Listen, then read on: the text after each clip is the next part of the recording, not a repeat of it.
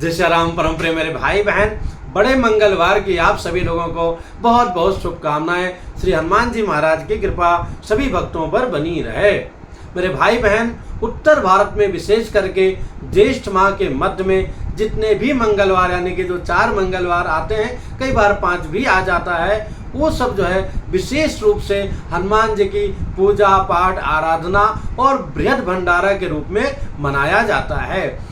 एक दिन पहले से ही सजावट इत्यादि करके और जो है अखंड श्री रामचरितमानस का पारायण अथवा मंगलवार को ही श्री सुंदरकांड का पारायण, पूजा पाठ हवन यज्ञ और बृहद भंडारा का आयोजन होता है, जो सभी धर्मों के लोग विशेष करके हिंदू भाई तो हैं ही मिलकर के करते हैं। और लखनऊ में इसकी बहुत बड़ी विशेषता है, उसकी कथा आगे कहूँगा। कलयुग में जो प्रत्यक्ष देवता की कृपा प्राप्त होती है उसमें हनुमान जी महाराज जो है सर्वोपरि हैं। हालांकि गणेश जी भी वैसे हैं, माता रानी भी वैसे हैं, पर ये जो ज्येष्ठ माह का मंगलवार की विधि है ये हनुमान जी को समर्पित है। जो भी भक्त श्रद्धा विश्वास पूर्वक हनुमान जी की आराधना उपासना अपने घर में ब्राह्मणों को बुला करके अथवा स्वयं पर सब परिवार मिल के करते हैं, उनका परम कल्याण होता है, मनोवांछित फल की प्राप्ति होती है। और इसीलिए जो है हमारे उत्तर भारत में, उत्तर प्रदेश विशेष करके बिहार में भी, मध्य प्रदेश में भी, झारखंड में भी, आसपास के सारे इलाकों में, यहाँ तो उत्तराखंड इत्यादि दिल्ली इत्यादि में भी बहुत ही धूमधाम से उत्सव की तरह मनाया जाता है। हम लोगों को भी कुछ और नहीं कर सकते हैं तो कम से कम श्री हनुमान चालीसा का 11 पाठ या उससे अधिक हो जाए तो कहना ही क्या है, करना चाहिए। और आचार्यों पुरोहितों के द्वारा विशेष हनुमान जी का जो है सिंदूर से अर्चन हो अथवा चमेली के तेल से अभिषेक इत्यादि हो तो कहना ही क्या है। जो भी हो सके हमें करना चाहिए, रक्त वस्त्र धारण करना चाहिए। और इसकी जो कथा है काफ़ी प्राचीन कथा है। जो इसका प्रारंभ माना जाता है, ये जो दिल्ली के उस समय राजा थे, नवाब थे, शुजाउद्दौला, उनकी बेगम थी आलिया बेगम थी। और उनका जो है बेटा जो है बीमार हुआ, बहुत परेशान थी, कोई उनको लाभ नहीं मिला।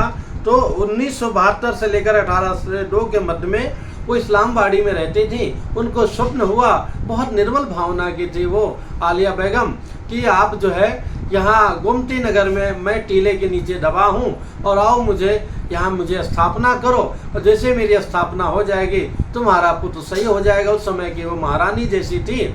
वो लोग दिल्ली से आते हैं और गोमती नगर में जो पूरा खंडहर जैसा स्थिति थी, इस पार में टीले से हनुमान जी महाराज जी को निकालते हैं। आचार्यों पुरोहितों के द्वारा विद्युत उनकी पूजा पाठ कराते हैं और उनको सोचते हैं गोमती की उस पार ले जा करके स्थापना करो, तो नहीं जा पाए। तो इसी पार जो है अलीगंज में ही हनुमान जी महाराज वहीं पर विराजमान हो गए। फिर वहीं पर उनको भव्य मंदिर बनाया गया और इस प्रकार से वहाँ शुभारंभ हुआ। फिर अंतराल में बाद में जो एक लखनऊ के नवाब थे शहादत अली खां, वो काफ़ी बीमार पड़े, सही नहीं हो रहे थे।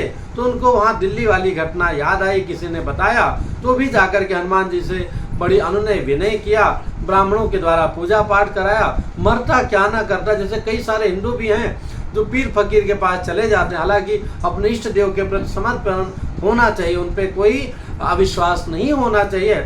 ऐसे उनको भी लगा कि कहीं से कोई हमको राहत नहीं मिल रही है, चलो हम हनुमान जी के भी शरण में जाते हैं और वहाँ पर आते हैं, पूरा उत्सव की तरह मनवाते हैं और उस प्रकार से उनका स्वास्थ्य अच्छा हो जाता है। और बाद में वो ऐलान कर देते हैं कि जो ज्येष्ठ माह का मंगलवार है, एक मंगलवार नहीं, हर मंगलवार को यहाँ धूमधाम से राजकीय व्यवस्था से उत्सव मनाया जाएगा, भंडारा किया जाएगा।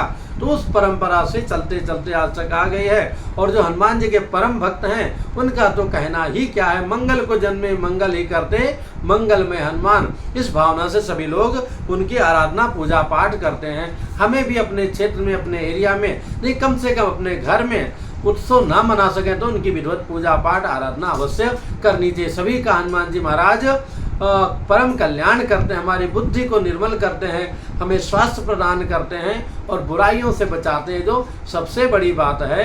हर प्रकार की कृपा हमें अगर हम श्रद्धा विश्वास पूर्वक करते हैं तो प्राप्त होती है, जिसमें ये ज्येष्ठ माह के मंगलवार की बहुत बड़ी विशेषता है। इस बार 2025 में 13 मई को शुभारंभ हो रहा है, तो कहना ही क्या है, बहुत ही उत्तम है, क्योंकि महीने का शुभारंभ हो रहा है उनके नाम से।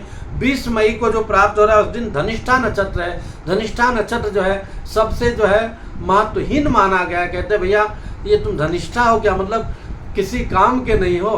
तो ऐसे में अगर हम मंगलवार का दिन है, हनुमान जी की उपासना करेंगे तो धनिष्ठा नक्षत्र होने के बाद भी हमारे लिए परम कल्याणकारी बन जाएगा। उसके बाद जो 27 को प्राप्त हो रहा है भौमवती अमावस्या है, जीवन में ऋण इत्यादि से आदमी पीड़ित रहे तो उस दिन आराधना करने से उसको मुक्ति मिलती है। फिर 3 जून को है, और जो 14 जून को लास्ट वाला है उस दिन दक्षिण भारतीय वट सावित्री का व्रत है। उसका महत्व आप सभी लोग जानते हैं। दक्षिण भारतीय वट सावित्री है, उत्तर भारतीय 15 दिन पहले प्राप्त होती है।